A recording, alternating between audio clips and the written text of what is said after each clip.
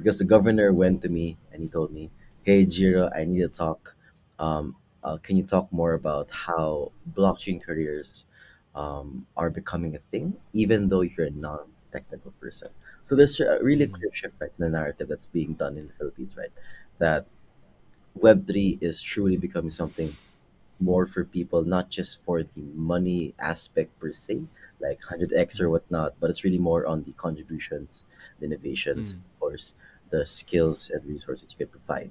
Hello, everyone, and welcome to the Lido Community Staking Podcast. This is Sam, also known as Stakeosaurus, and today the spotlight will be on one of the grantees of the Lido Community Staking Fleet Initiative, Giro Reyes and Kems Puentespina, co-founders of Bitskwela, a Philippines-based Web3 education platform that makes Web3 education accessible to all Filipinos.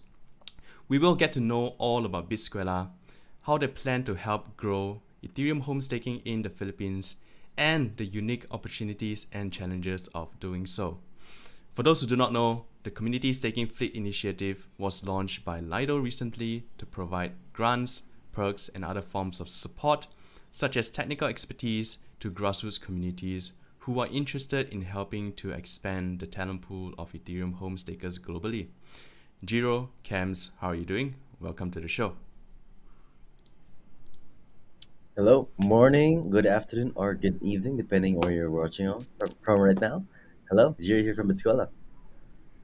Hi everyone, Cam's here as well from Bitskwela. And Cams, I hope I didn't butcher your name. It's Cams No Puentespina. worries. Okay. Yeah. All right, all right. So first things first, guys. On behalf of our listeners, tell us about yourself. Tell us about Bitskwela and how you guys started out. You want to take this, Cams, or myself? We can go ahead. No Yeah. worries. So, hi guys, Jerry here. So basically, we started Bitskwela back then around 2021 as our way of onboarding the next 110 million Filipinos onto Web3 space. Now, when we brainstormed on how to do this exactly, we thought, it should be on education, right? Because education is like the floodgate to mass adoption. We can't have any adoption for any app, any protocol, any product or blockchain, right? If education is not there, it's like we're selling cars to people who won't know how to drive, right? And so that's why on the Philippine market right now, we put a very high focus on education. We evangelize it in everything we do, right? From different regions, provinces, all the stakeholders we work, right?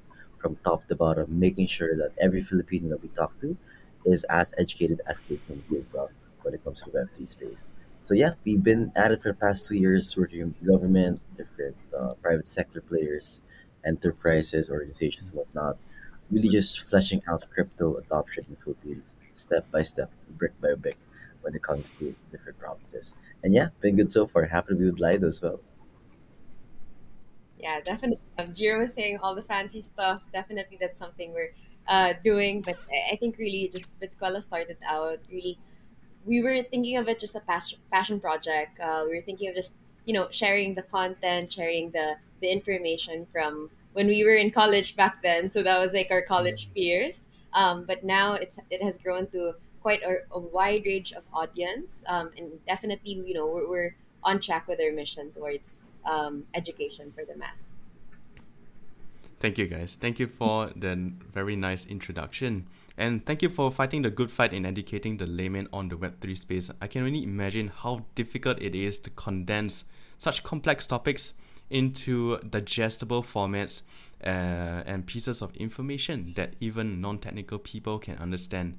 And Cams, you mentioned that this started off as a passion project, and I love it because it is an organic product market fit in a sense before you guys went all in into running this business, right? And from just a simple online search, I can see that you guys have almost 50,000 members in your community and with tons of engagement to boot. So I'm curious about this massive community of yours. Who are they and what are they looking for?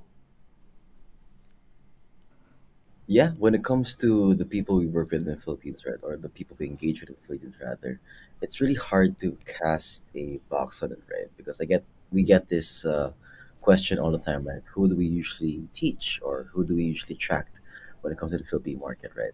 Now, when it comes to what we do at Bitskwela, which is mass market education, we always cast a wide net, right? Because again, we don't Mm, know exactly who this would be more adept for the content, right?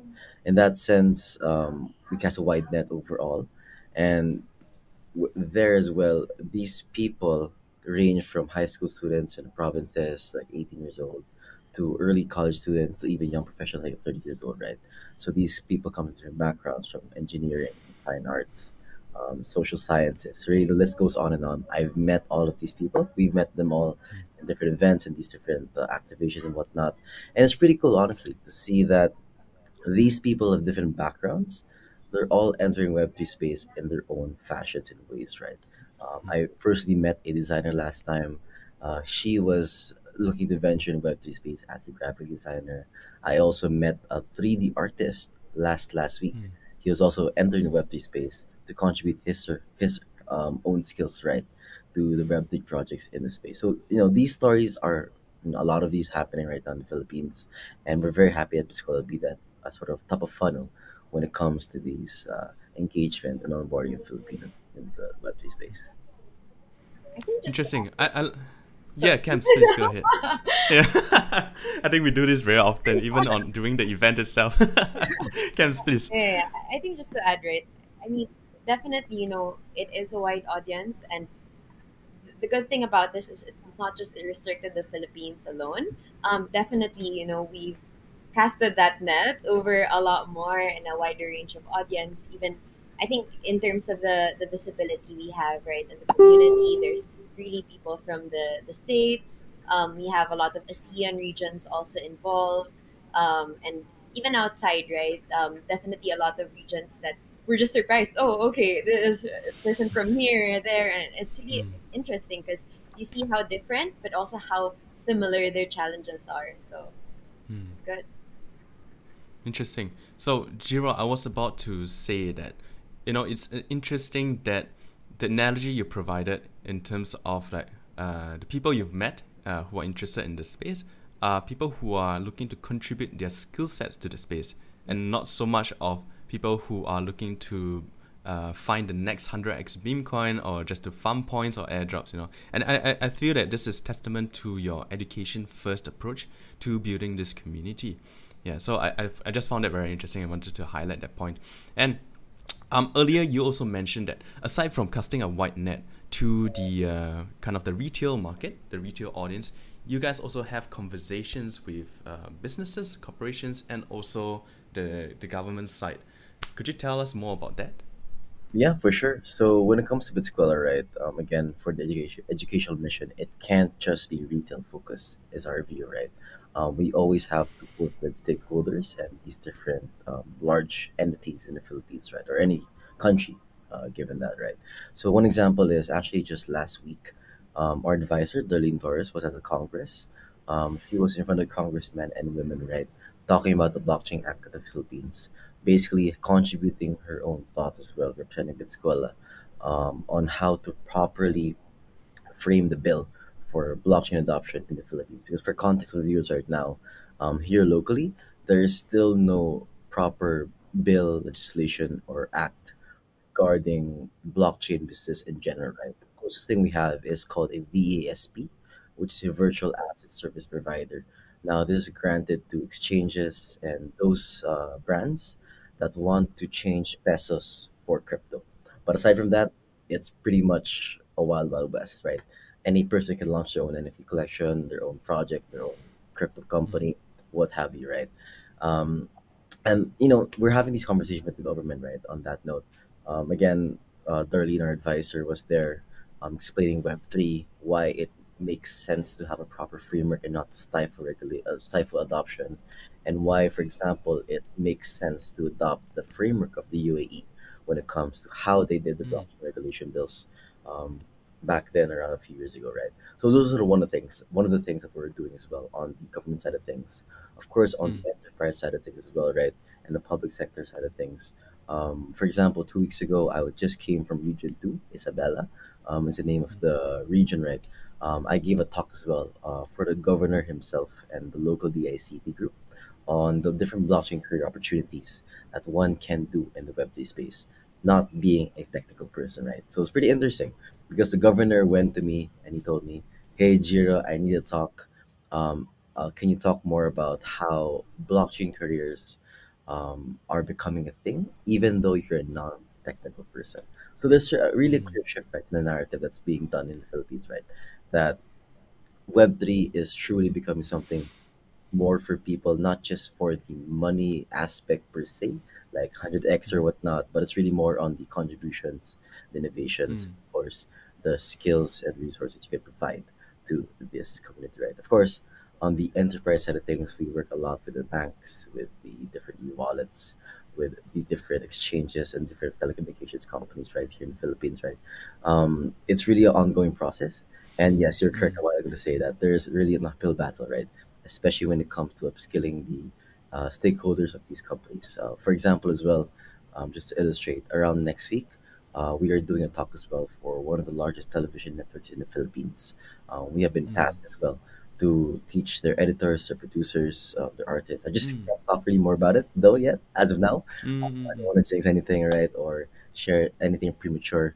But we have a really a big task, and it has been endowed to us at the school, right, to be the leaders for this education mission here in the Philippines for Web3. And yeah, been proud of it since. very interesting.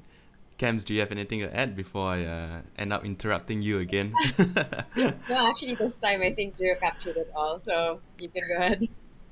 Yeah, yeah. Look, it's very cool that the government of the Philippines is keeping an open-minded approach to this space and not choosing to stifle innovation, like how you put it, and having open dialogue with industry experts like you guys, right, would surely be the path forward to increasing adoption of the core blockchain technologies in the country. Now, back to the main topic. So, congrats again on being selected as one of the two grantees of the Lido Community Staking Fleet Pilot. And I'd love to hear from you guys in your own words. Tell us more about your proposal, the problem statement that you're envisioning, what you plan to execute, and what kinds of outcomes you're expecting. Yeah, so pretty much right. The same thing we do for different tech stacks in the Web3 space. For this, I guess, specific proposal, we wanted to simplify home staking as much as possible, right, and localize it as well for the local market. So what it meant was we did an event as well. We're currently in the process of doing some campaigns online as well for education, and we're also in the process of tapping into our KOL networks and different influencers, right, to really spread the Mm, word about homestaking. Because to be honest, Sam, this concept of homestaking is very, very new to the Philippine market, right? mm, I've talked to some of the OGs that I know in the space right here locally, and it is also their first time hearing about the word homestaking, right? Surprisingly as well, one way or another. So there's really that initial barrier to destroy as well when it comes to education on homestaking, right? And that's exactly what the proposal aimed to do so, right? Is to serve as that initial touch point, that initial stepping stone, or what have you, right? For homesick education here in the Philippines. Hoping to expand this even more as well with Lido. Yeah, definitely. I think to add, to add now, you know, a lot of the things that we really try to do in Bitskwela is to make sure that the information gets to the right audience and gets to the right audience at the right approach.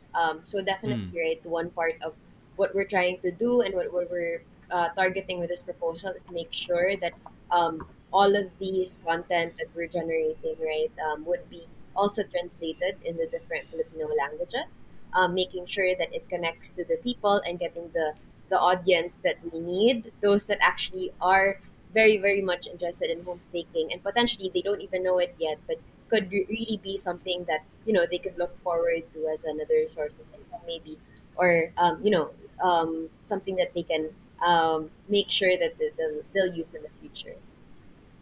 Yeah, mm, just quickly mm. add as well. Sure. We're really happy as well with the turnout for the event that we held around last week Yeah. with USAM, because we got a comment, right, like personal anecdotes, right. We got a lot of comments like saying, um, "Oh, homestaking. Wait, what is this? What is this? What is this?" Like there were a lot of "What is this?" Right. But despite that as well, there is a clear interest from the local community, right, and this new topic, right? Again, going back to my point earlier, that there's definitely a barrier to experience when it comes to teaching Mm, about staking, and there continue will be, right, for sure, in the coming weeks as we progress with our campaigns. But it's just really nice to see as well, the front end, seeing the community actually engage with these discussions and these new topics, and then our end as mm. well, right? We're helping bring more of these new concepts onto the Philippine market, and both of those combined really makes my heart happy in a sense. Interesting. Awesome, man. Thank you guys for sharing your thoughts. So for the benefit of our listeners, the proposal that Bitskwela put forth has three main components. The first is to translate an existing technical documentation of how to be a homestaker into the local languages for the Filipino people.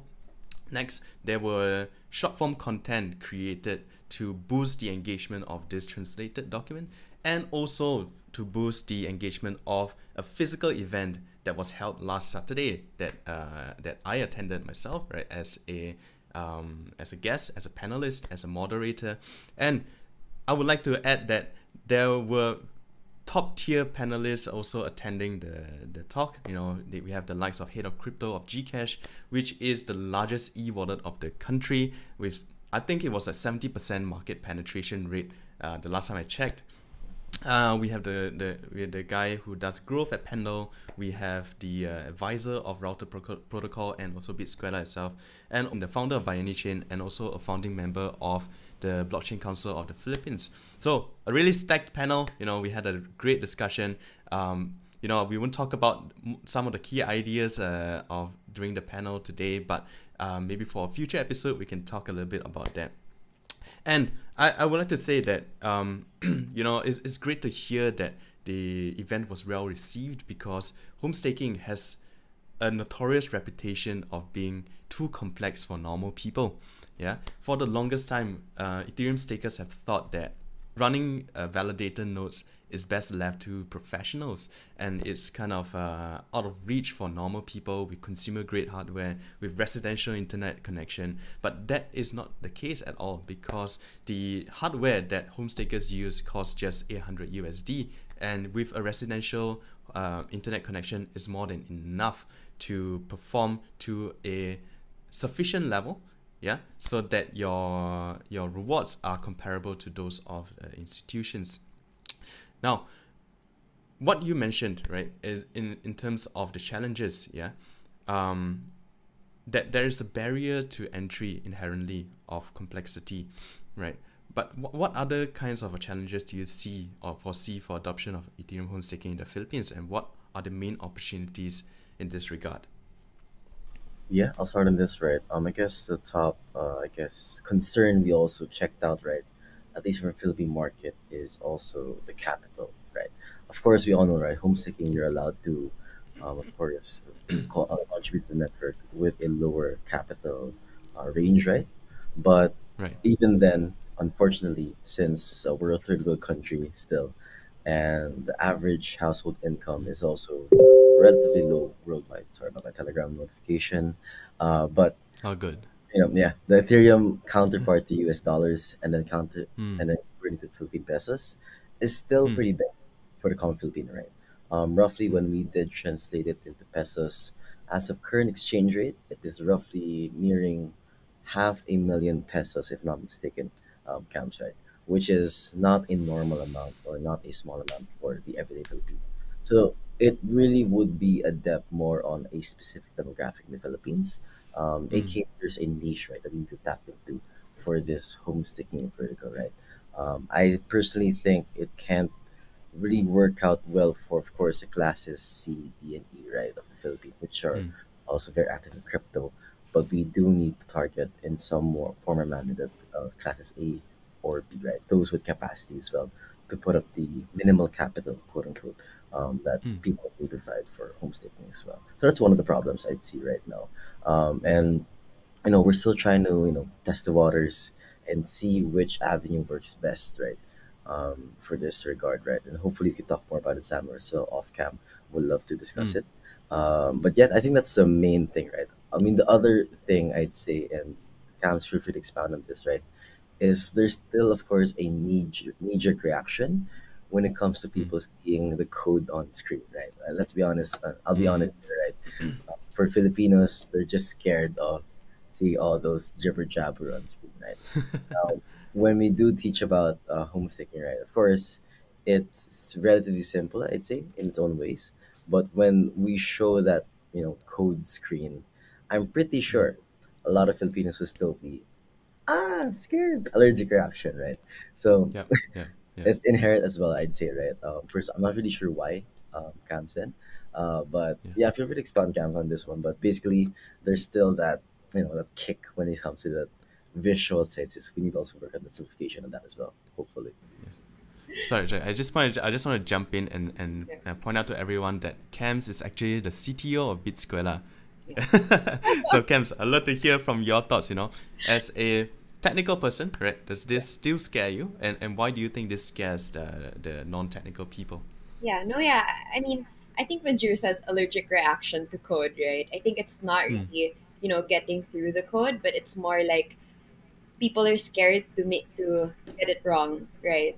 Mm. People are scared. I mean, not just in the technical side of things, right? I guess people are just generally scared of making a mistake, and maybe their capital would be lost in the process and whatnot. But definitely, I think that's an opportunity area there as well to really be able to educate and shed more light, because I think if you kind of give that education back to the people, they won't even be scared in the first place, and they'll be a lot more confident. And you never know, maybe not even just in home staking, they'll explore other development sides of Web3, right? So yeah, there's that to it. But I think another maybe potentially challenge that we're looking at definitely is because in the Philippines, I guess at least in the Philippines, we have a kind of allergic reaction as well to the electricity. And definitely, that's something that we still need to kind of educate people. Like when we talk about home staking, doesn't really mean that it will take so much electricity like in mining, right? And that's something that people inherently just think that is the same thing. So also that's something that we can look into and maybe educate people. That's interesting because I even hear the same things in the Singapore market. People think that running Ethereum validator nodes is similar to running a Bitcoin mining machine, or it costs Exactly. expensive hardware, it costs expensive electricity consumption, and then there's heat, there's like noise and all that. But no, it's just like your laptop, just a laptop. And I have to say, I was. I didn't have a technical background before I attempted to run my own Ethereum validator in my own home, and initially I was afraid as well because dealing with the command line for the first time, right? It other than it being just it looks like code, right? And I thought I had to be a programmer to do this, but in actual fact you didn't have to. But I think the main issue here is that the possibilities are endless. It is boundless, correct? We are used to seeing a UI, right, with limited buttons you can press and click around, right? So there's limited damage or limited things we can do, and in this sense it gives us a sense of comfort, because if this button doesn't work, I'll click the next button. If this doesn't work, I'll click the next button. But with a command line, the combinations are endless. So I feel like this is where people get the fear from. Right, but the way to mitigate this, in my opinion, would be having a structured approach to education. That's one. Number two is to have an abstraction layer that takes away the complexity of writing commands in the command line and convert it into like buttons. And fortunately for us, right, we have both verticals addressed today, right, with a structured education curriculum that you guys and myself and the guys at Lido are putting together. And of course, the ETH staker community has a ton of resources as well. So, but it is just not well distributed in this part of the world, I feel, right? And what you guys are doing would really help to promote this awesome resources to everyone. And on the abstraction layer, there are actually a lot of tools out there that makes the lives of home stakers easier. So, for example, DAppNode, they provide an all-in-one hardware. So that people can just plug in, click a few buttons, and then get started with their home validator node. And They are an open source technology as well, so they will be able to integrate with the various options of home staking to make the financial barriers to entry lower as well. So, which brings us to the point, 32 ETH is a large hurdle for most people, not even just Filipinos, not even Singapore. It's like more than 100,000 USD. But fortunately for us, with the Lido Community Staking Module that's soon to be launched, this 32 ETH it's not confirmed yet, but it can be reduced to as low as 4 ETH provided as a bond, and then the Lido module would then assign or allocate 32 ETH to match this 4 ETH that you provided as a bond. Yeah, so it lowers the barriers to entry from 32 to 4, for example, and then you are earning rewards on both the 4 ETH that you provided, and also you are sharing in the rewards of the 32 ETH that are assigned to you because you are helping to put the 32 ETH to work. Of course, 4 ETH is still a high bar for a lot of people, but I think this is an option. We can start to target the more affluent population in Southeast Asia first, and then moving forward, we can think about how to abstract this layer even further. Maybe bifurcate the people who provide the service and the people who provide the capital. It could be even like a one-to-one partnership, right? Where I provide a service and you provide a capital. Of course, then there's some trust element between us. But I'm fairly confident that with the variety of tools out there, we can find a way to reduce these trust assumptions. For sure, 100%, man. Yeah.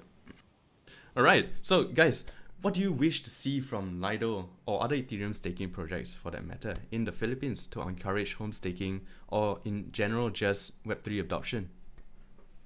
Yeah, well, on my end, I'm pretty bullish right on the Ethereum ecosystem. In fact, just today when I woke up, I saw that the Ethereum ETF was approved. So congratulations to all ETH holders here. Congratulations, yeah, hey.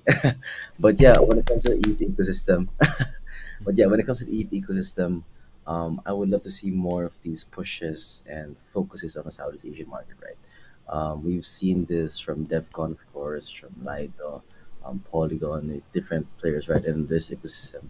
And I just want to see this flourish more and more because over the past, I guess, year or so, we have seen a lot from non-Ethereum counterparts, I'd say, and blockchains, which of course isn't bad, right?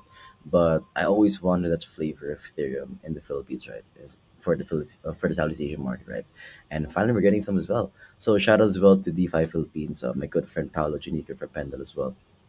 Since he's also leading the Road to DevCon, Ethereum 63 as well, counterpart of Ethereum Foundation here in the Philippines. But yeah, all of this together, man, looking great as well and shaping up for a better and stronger Philippine market. But yeah, Camps? Yeah, definitely. I think the same with Jared. So at least in the Philippine space, it's yet for ETH projects to really, expand here. And I feel like there's a lot of opportunity and space and market here for that to happen. So I'd love to see more, and especially even for Lido as well, right? And we're working towards that. We're working with that together. And for sure, more to come in the Philippine space. Yeah. So basically, projects do more in the Philippines, and the way to do more in the Philippines is through partnering with Bitskwela. That's what I'm hearing. why not? Why not? For sure. Awesome, awesome. Right. So before I let you go, guys, tell us what's next for Bitskwela. How do listeners get in touch with you, and what can they look forward to from you guys? So what's next? I'll say what I can say, I guess, for now, camps. But we, of course, on the front end side of things, right, do expect more regional activities and activations when it comes to education, right, for sure. As of current, for the past 2 months, we have in and out of meetings with the government, with private sector players as well, talking about the next steps we can do as well for the second half of this year. Since the school year, by the way, of students in here in the universities start around August, shifted a little calendar, right? So we plan to do more pushes as well for both students and the public sectors starting this month as well, right? Of course, on the fundamental side of things as well, we do have a lot of incoming partners and players as well that also want to do more educational pushes in the Philippines, which is a great sign overall, I'd say. And of course, contributing to the vibrant community of the Philippine market. So yeah, all these combined, I'd say for those who want to contribute or to check us out or whatnot, please feel free to check us out on Twitter, TikTok, Instagram, or Facebook at Bitskwela. That's Bitskwela. Now we're more, I guess, we're larger, more focused on TikTok, Facebook, and Twitter, I'd say. So you can guys can focus on these platforms as well, right? But yeah, pretty much just join in. Always send me a message. I'm just very happy as well to chat with anyone from anywhere part of the world as well. But yeah, Cams, how about you? Yeah, definitely. So at least internally, right? You like Filipino people or people in the Philippines should expect to see us in a lot more places. So we're going to different regions in the Philippines in the next couple of months, and even externally, right? So I think the latest one that we'll be going to is actually GM Vietnam. So for anyone who is also going there, right, that's listening to this podcast, do send us a message. We'd love to meet you there as well. Awesome. I will definitely be at GM Vietnam, so I'll hit you guys up then. And Yo, guys, let's there you have go. it. This is how you reach out to Bitskwela. You know, you have Facebook, you have Twitter, you have TikTok. Yeah, and all of the links here will be included in the show notes. So if anyone is interested in reaching out to the guys at Bitskwela, Jiro and Camps, feel free to check out the links. Thank you, Sam. All Appreciate right. the time, and So thank you much. to all of Thank you. you, thank you, thank you, guys. Have a good day, guys. Take care. Have a good one.